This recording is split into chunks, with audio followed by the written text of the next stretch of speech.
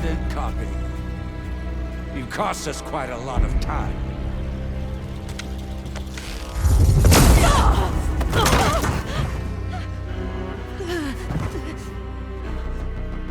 Eric, get Beta. And squash that bug while you're there.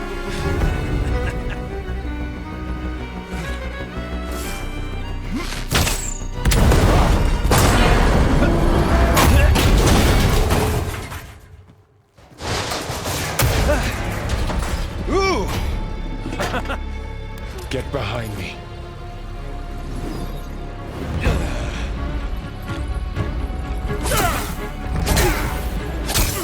Come on! Quit screwing around! Now we're having fun, right?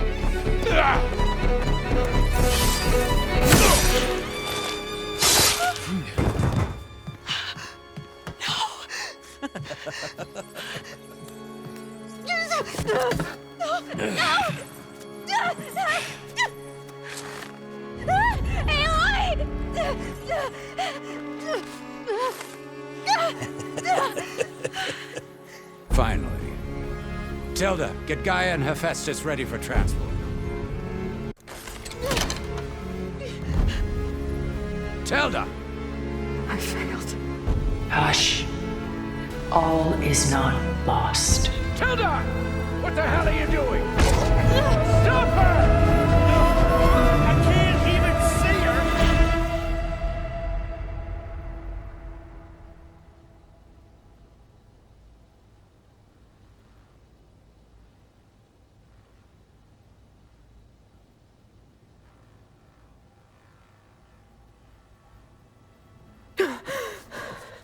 Beta.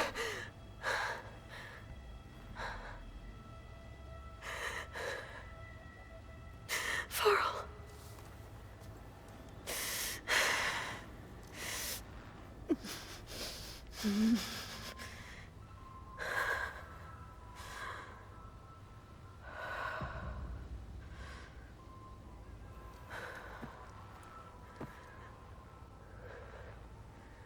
Where am I? Ah, you're awake. You took quite a hit when Gerard attacked you. I imagine you must still be in a great deal of pain. I can assure you that we are safe. The others can't detect us here. You mean the other Zeniths? You must be Tilda. I wasn't sure if Beta would have told you about me. Where is she? Alive. And while she isn't where she wants to be, not in urgent danger. We must discuss how to get her back, of course, after you've shaken off the cobwebs. When you're ready, take the stairs down the hall and come see me. In the meantime, I'll make breakfast. Breakfast. Okay.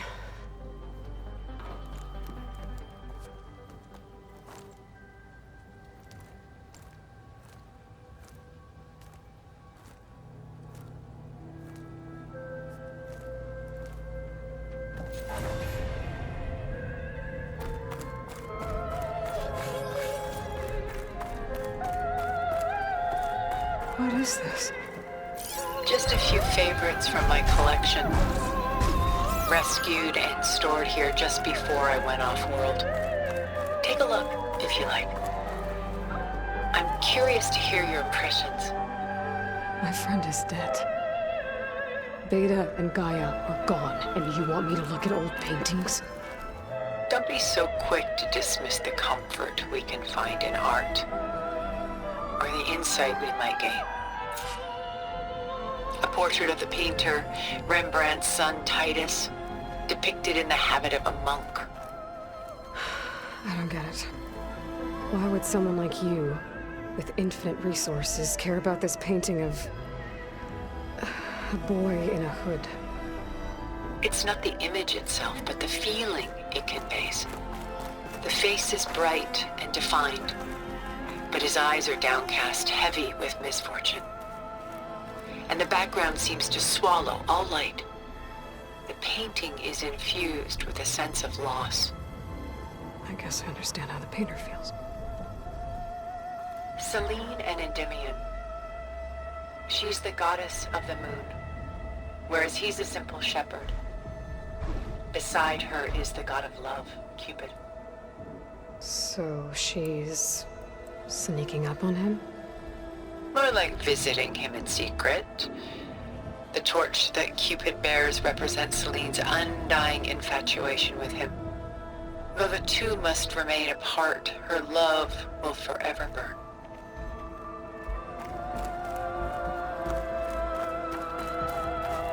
My favorite pairing on the left is Woman Reading a Letter by Vermeer, a true master. And on the right is a forgery, Woman Reading Music, which fooled experts into believing it was a priceless original. Early in my career, I became fascinated with such deceptions. Eventually, I developed scanning software that could detect fakes with unparalleled accuracy. Is that how you made enough money to buy your way onto the Odyssey? Oh no. I made my real fortune later.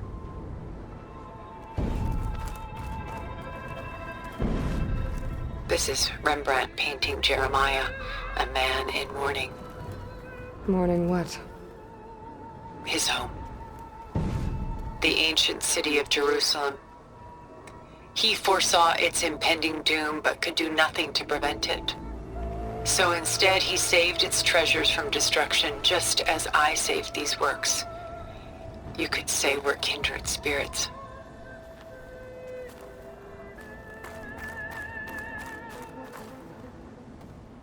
Rembrandt's The Night Watch, by far the most famous painting my homeland ever produced.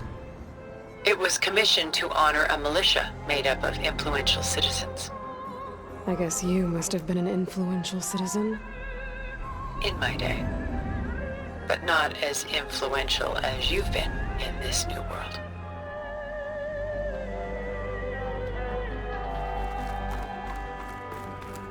The Gust, by Willem van de Velde, the most famous of his many maritime paintings. A ship crossing into the unknown. I guess you're familiar with that. Indeed, which is why I appreciate this composition in particular. Though waves and wind threaten to destroy the ship, it perseveres, clinging to the light even as darkness closes in all around it. A lot of weight on his shoulders. I know the feeling. Stunning, isn't it? Paintings weren't the only masterpieces of my people's golden age. This is Van Vianen's Leaded Ewer, molded from a single sheet of silver. What was it for? How like Elizabeth you are. Function over form. Its practical purpose was less important than its meaning. Van Vianen created it in honor of his late brother, who himself was a famous silversmith. A memorial. Yes. Such beauty from sorrow. She's pulling out her own hair. Out of madness, out of grief. It's hard to watch. Done so soon? I've got more important things to worry about. We both do. There is much we are trying to save. Not the least of which is in that vault. There's nothing wrong with savoring such treasures for a moment more. Or come upstairs and we'll get down to business. Your choice.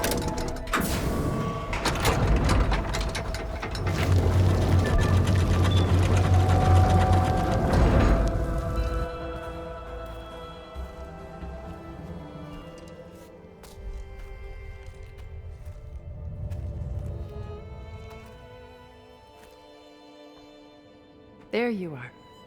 Feeling better? How did you find us? At the cauldron? And what did you do to everyone right before I passed out? All business, I see. Well, suffice it to say we were keeping a very close eye on Hephaestus, knowing we would need it at some point. Your ruse didn't fool us, And as for my little trick, it was an overload of the senses, accompanied by an energy discharge. Gerard and Eric were only momentarily disoriented due to their shields, but it rendered you unconscious while I got you out. Perhaps some breakfast might steady you a bit?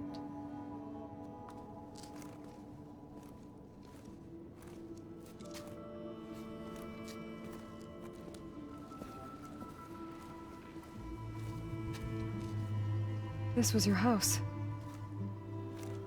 The one you recreated for Beta, in the data channel you shared. How perceptive of you. Please, this way.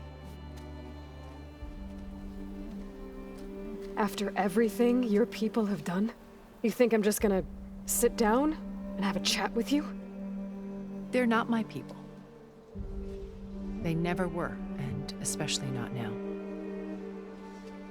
You shot off into space with them, and lived with them for 1,000 years before coming back. So what made you suddenly turn on them?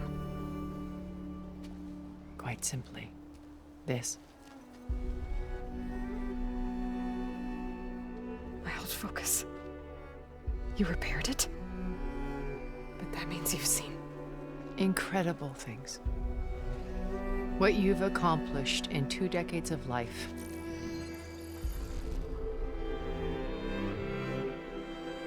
A 1,000 years at my back, and I haven't even come close.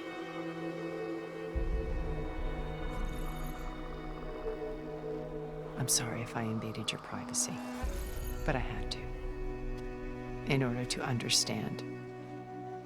To be enlightened. You truly are Elizabeth's blood.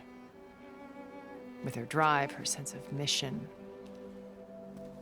her integrity. Watching all this shamed me for the company that I've kept. Having seen it, all I want is to help you. Even if it means stopping your friends? Especially so. Please, sit down.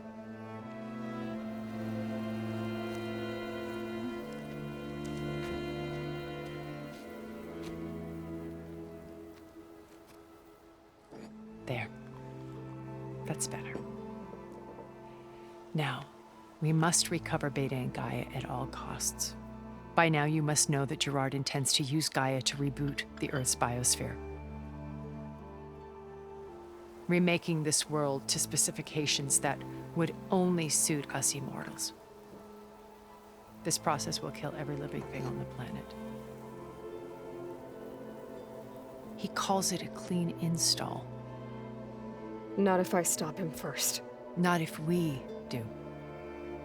And once he and the others are gone, we can work together to fulfill Elizabeth's dream. I'm sure Beta told you that there's a build of the Apollo database on board our ship. A complete collection of human knowledge. With that and Gaia, we could do everything Elizabeth wanted. Heal the biosphere, educate the people of this world, uplift them. Create the world she imagined. Let's not get ahead of ourselves. From what I've seen, your friends are invincible. I do wish you would stop calling them my friends. And they're not invincible. In fact, a friend of yours has found a way to defeat them. Silence. Oh, he's been a busy bee, building an army powerful enough to crash through Gerard's precious base. Yeah. Regala and her rebels. Even now, she's preparing a final march on the Tenakth capital. When she wins, she'll have the entire tribe under her control. Hundreds of warriors and machines to throw at the base. She's been duped. They'll all perish, of course. But it should be enough to break Gerard's defenses and allow Silence to kill him. Along with all the others. Using the new weapon he's developed. Yes, he's found a way to circumvent our shields. Truly an exceptional man. He's planned for everything. Except you and me. You see, while his army is battering down Gerard's doors, you and I will sneak in through a back way one that only I know about. While Silence and my friends are busy battling each other, we'll take back Beta and Gaia. I told you I want to help you. I mean it.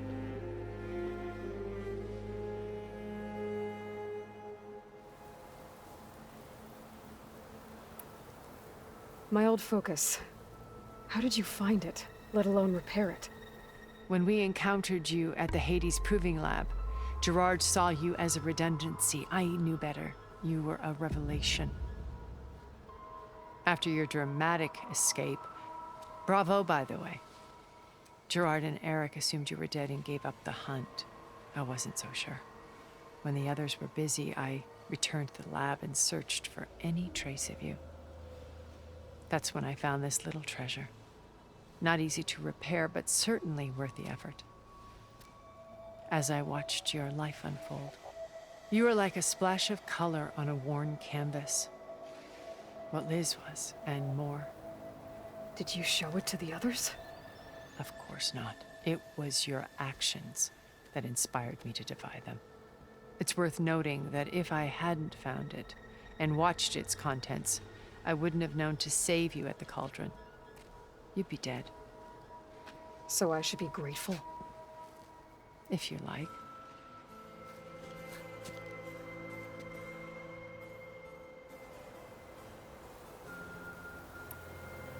So you know all about me.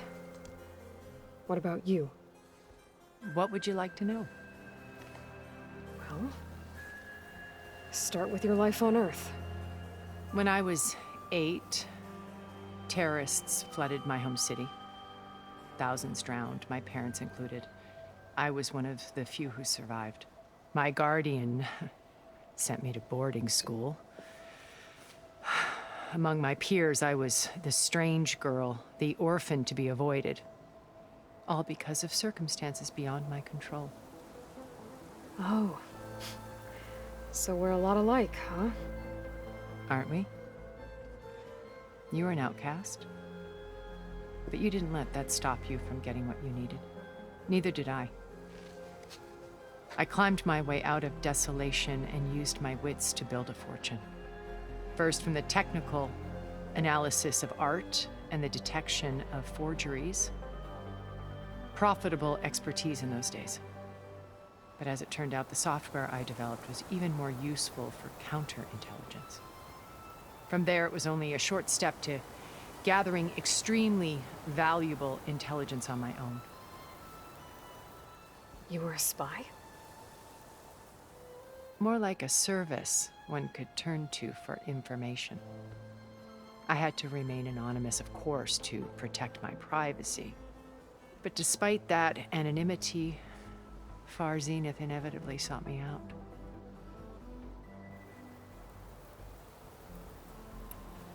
What happened when Far Zenith approached you? They painted an irresistible vision of humanity's future. One where we need not fear illness or death, where we explored the furthest reaches of the stars and thrived. It was only later that I realized that they only intended to bequeath this future to the rich and powerful.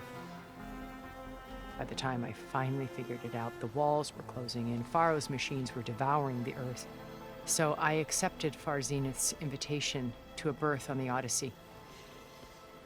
I wanted Liz to come, but she had nobler plans, as you well know.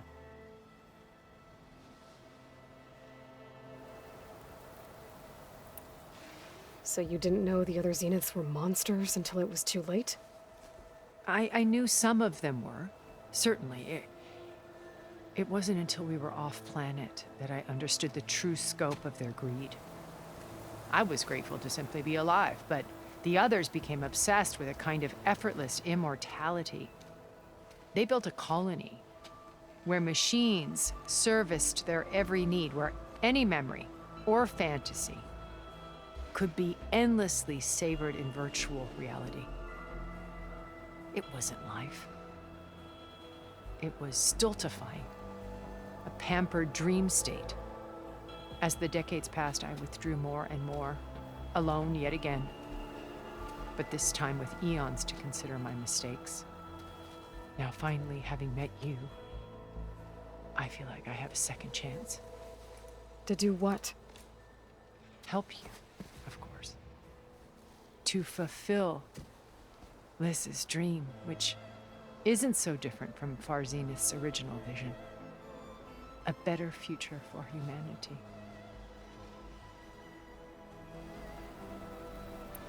You said Beta is not in urgent danger, so what are the Zeniths doing to her? Putting her to work. Merging Hephaestus with Gaia. A difficult, time-consuming task, as I'm sure you know. They will compel her if need be. But her life is not in danger. She's the only one who can do it. Because you people made her to be nothing but a tool. Gerard's idea, not mine. They always viewed me with suspicion when I attempted any form of kindness towards her. That's why I created the data channel. A virtual place where we could speak in peace.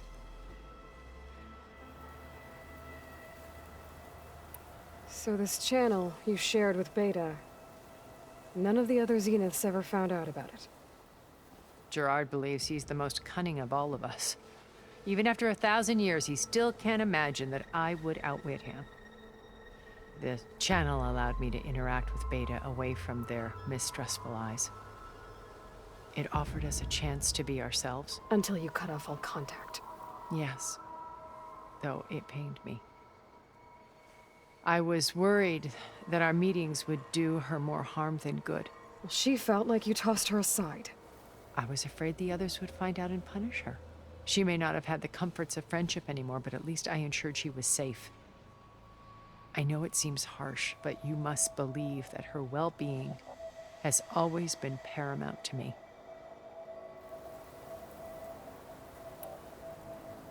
Why did you make the data channel look like this place?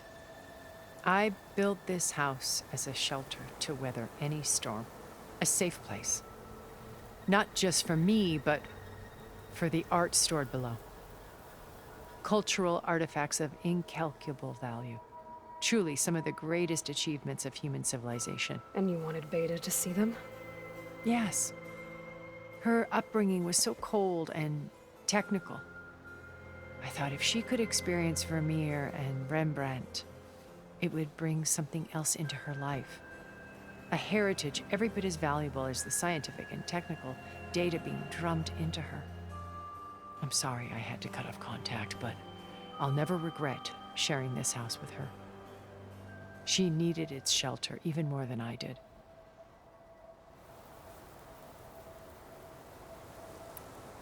Beta told me your colony was destroyed. That you came back to Earth because you had nowhere else to go. It's true. After we reached our destination, a planet in the Sirius star system, we spent decades building a new home. The physical constraints of Earth, the boundaries of mortality, gone. To think of what we could have done with it. It might have been a utopia. Instead, we stagnated, absorbed in effortless comforts and virtual realities. It took a cataclysm to finally yank us out of our stupor. What happened? A massive geological event. We knew of instabilities in the planet core, but we underestimated them. By the time the collapse was upon us, it was too late to stop it. Only a few of us made it to the ship in time. We set course for Earth, the only safe harbor left to us. Which you decided to make unsafe for anyone else. Not me. Gerard. He believes it's better to wipe the canvas clean than work around the smudges. No more primitive tribes, no more combat machines, only a blank slate to do with as he pleases. But we will stop him. All we have to do is get into that base.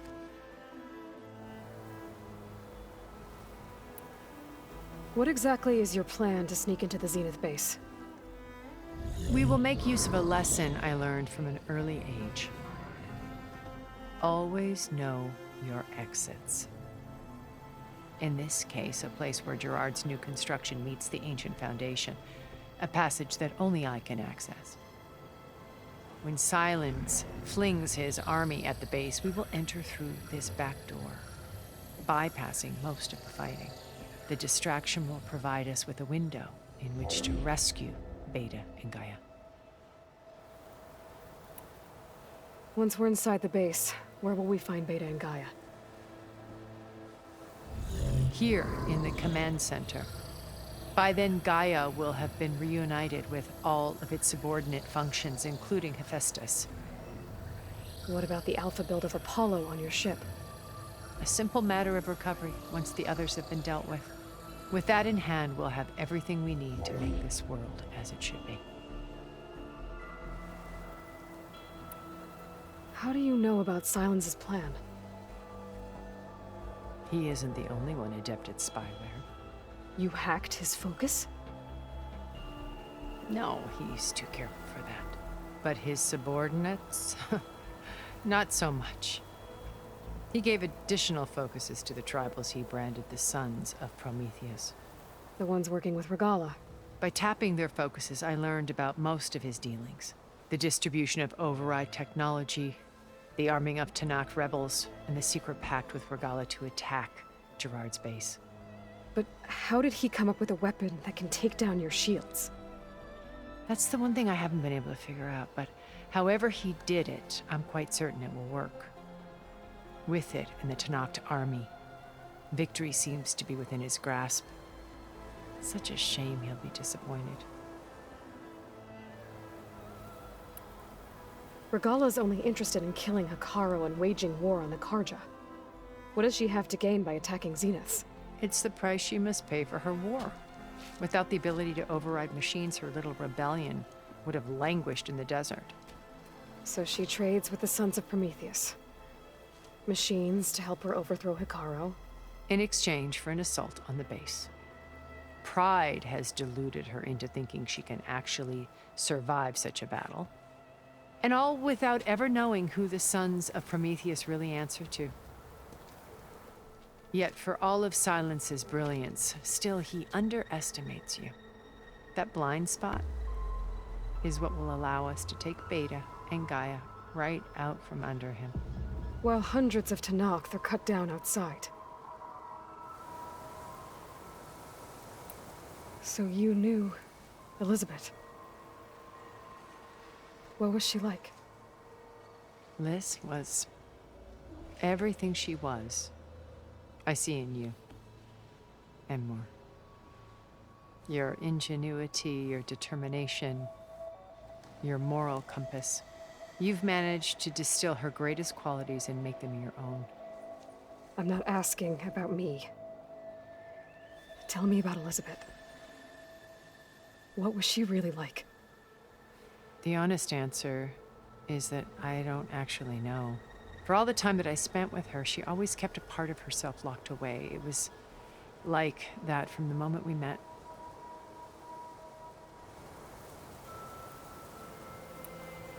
So when you met Elizabeth, she was what? Distant? Aloof? Not aloof. Not exactly. It was a summit in Paris about machine learning. A touchy subject in those days.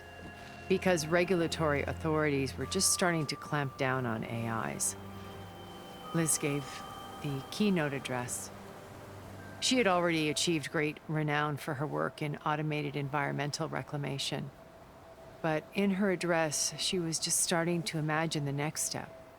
An AI-driven system that wouldn't just act on its programming, but actually take responsibility for its sphere of influence. To care about life. Not just follow orders. Revolutionary stuff. I was fascinated. And I wanted to meet her for a long time. I watched her after her talk. She had spoken with such moral authority, such empathy. But after that, she retreated. I could tell she felt uncomfortable with all of her admirers. It was as if giving the talk had cost her something. I didn't want to be a pest, so I planned my approach carefully.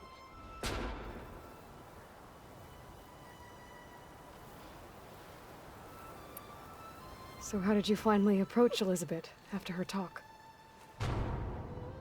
I picked the right moment. The morning of the next day, right as she came back to the conference, she had just had her coffee. She was fresh, rested. It was like she had braced herself for the onslaught of colleagues. I asked if I could walk with her, then put forth a question about her talk that I thought was intelligent. Her answer made me realize it wasn't, but she was very welcoming. Almost as if we were previously acquainted. It was only halfway through the conversation that I realized she knew exactly who I was. It was quite a shock to me. My business was trafficking in secrets, and I took great pains to protect my anonymity. So that was Liz, perpetually one step ahead. I came to view our meeting as a metaphor for our friendship. She always seemed to know me far better than I knew her. I guess I know the feeling.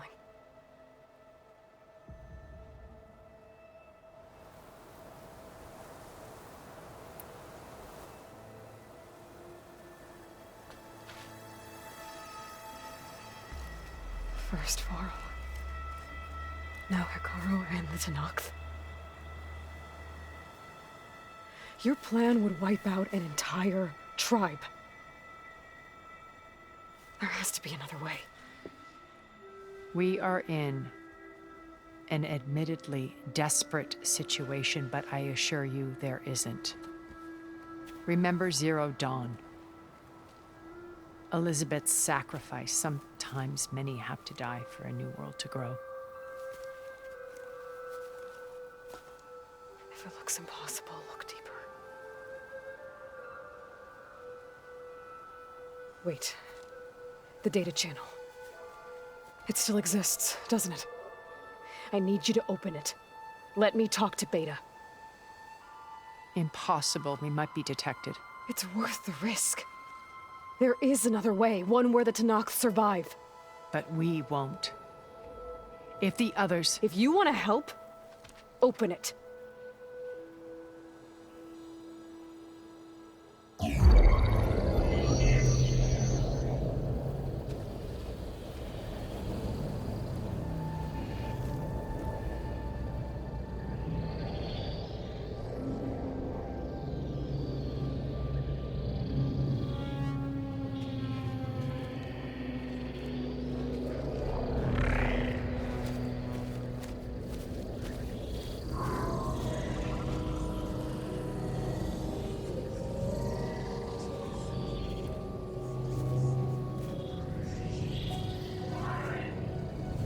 What are they doing to her?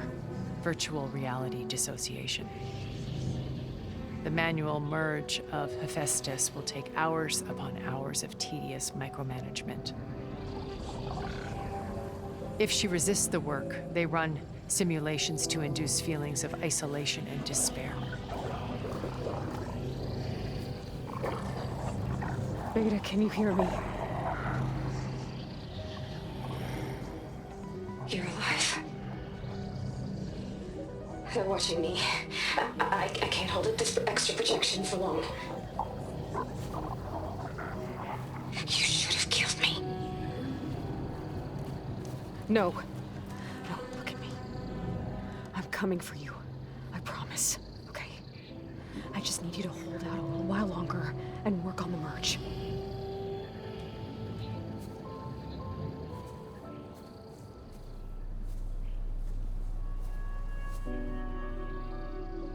Then I think it can be done. I'll contact again when it's time. Can you hold on? As long as I know you're coming for me, I can endure anything.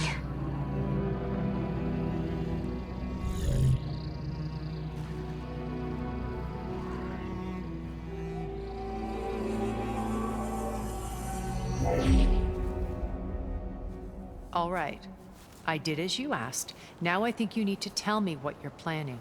I'm going to take Silent's army away. I don't need it.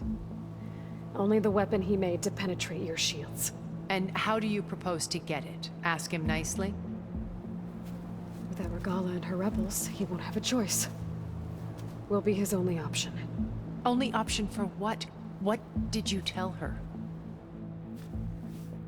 That is between me and my sister. Will be Sylens' only option for crashing that base. I'll tell you the rest later. But first, there are a couple of things I have to do. Oh. And what are those? Lay my friend to rest. And then I'm going to use the override that Beta gave me at Gemini to put an end to Regalla's rebellion. From the air. Wait. Since you insist on doing things your way, I know of something that will truly help you make a grand entrance with the Tenat. The ancient Horus Titans still possess electromagnetic energy cells as part of their arsenal. Drop one of those on Regalla's army and they'll receive quite a surprise.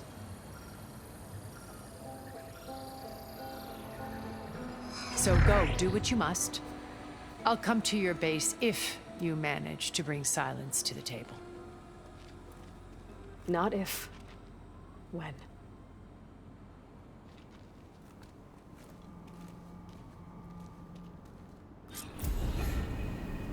Erend, are you there? Aloy! Aloy, is that really you? Yeah, it's me. Where's everyone else? We're all... we're back at base. What happened? It might be easier to explain in person. I'll try to join you there when I can. Okay. We'll wait here for you. It's good to hear your voice, Aloy.